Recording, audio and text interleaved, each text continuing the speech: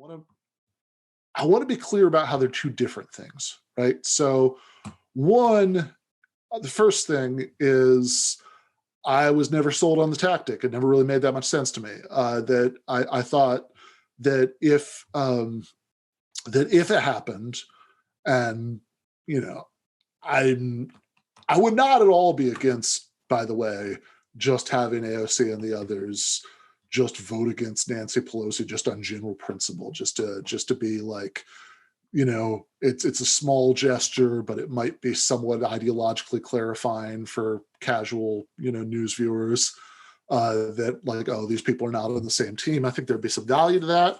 I suspect that she'd be elected anyway because knowing Nancy Pelosi, if she lost 5 or 10 or 15 Democratic votes, she would probably make some unspeakably evil vote with deal with 5 or 10 or 15 Republicans. I'm pretty sure that's how it would play out. But whatever, it might be worth it anyway.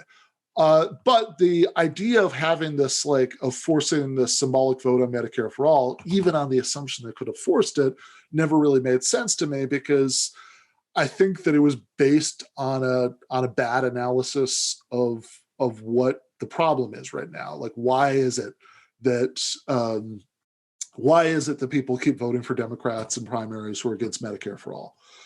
Well, one thing we can agree on is that it's not because most people are against Medicare for all, because in polls, and it depends a little bit on how you phrase the question, but I think there's a lot of polling evidence that most people support it, and certainly most Democrats support it. So that's not it.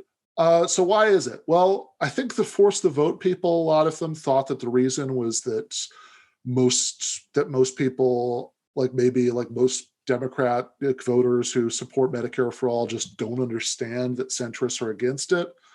But I never really thought that was right. I'm sure there's some of that, but I don't think that's the main problem. I think the main problem is not that they're not aware that they're against it. I mean, Joe Biden won the Democratic primary, and he was the only major candidate, the only candidate except for these like really like obscure deep cut people like Delaney and Hickenlooper, who wasn't even pretending. He wasn't even doing any triangulating bullshit about Medicare for all who wanted or anything like that. He was just, yeah, I'm against it. I'd veto it. And he still won. Why is that? Well, my take on why that is not that people by and large didn't know, but that it wasn't a big priority for them. And why wasn't it a big priority for them, right? Why is it that the only thing they were voting based on is who they thought would be a better candidate to beat Trump, rather than being like, oh, wait a second, but I really want healthcare, and maybe if Bernie could win, or maybe even if he'd be a slightly weaker candidate.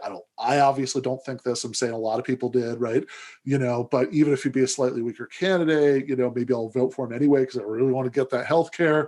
Why is it that they didn't do that? Why is it that we can have giant protests and riots about police brutality, but we're not going to have giant protests and riots about Medicare for all? It's not that most people don't like the idea. It's not that they're not aware that the establishment, is largely opposed to it. I think it's actually just the opposite. It's that they're so aware that the establishment is opposed to it that they just don't take it seriously as a real world possibility, that it just sounds like a nice pipe dream, like something they would support if they'd love to have it happen, right? A pollster calls them up and says, hey, how would you like it if the government gave you healthcare? And most normal people are going to say, yeah, I'd love it. That sounds good. Let's do that, right? But they don't think it's going to happen. It doesn't really fit with their experience of reality, that they think, yeah, that would be wonderful, but whatever, it's never going to happen. And so my concern is that having a 3-1 defeat in a Democratic-controlled House would only deepen that impression that it's never going to happen and it's silly to even focus on it. I actually think it would be harder to primary people, because I can just imagine that, like in 2022, some centrist, Democratic congressman being like, I think it would hand him a talking point. It'd be like, hey, I don't know why my opponent keeps talking about this Medicare for all thing that is clearly never, ever going to happen. Look at how badly it was defeated in a Democratic controlled House. Instead, I'm moving on to talk about realistic, incremental, insert some centrist bullshit here, healthcare reforms that might actually happen. And I don't want to give them that gift. So that'd be my critique of the tactic itself. Okay.